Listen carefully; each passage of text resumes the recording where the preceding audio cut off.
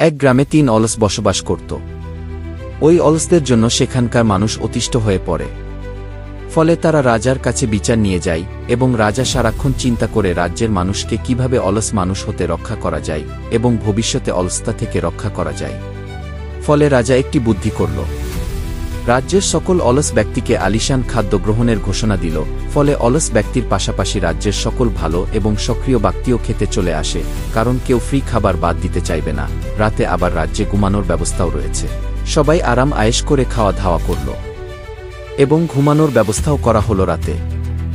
এমন সময় রাজা পরিকল্পনা অনুযায়ী আগুন ধরিয়ে দিল।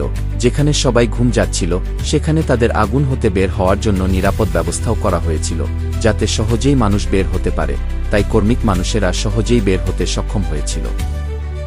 কিন্তু ওই ৩ অলস ব্যক্তি তখন ও ঘুম যাচ্ছিল এবং ভাবছিল পরে বের হবে, একটু ঘুমিয়ে নেওয়া যাক, নিরাপদে বের হওয়ার ব্যবস্থা তো আছেই। এই ভেবে তারা আর বের হল না এবং আগুনে পুড়ে মারা গেল।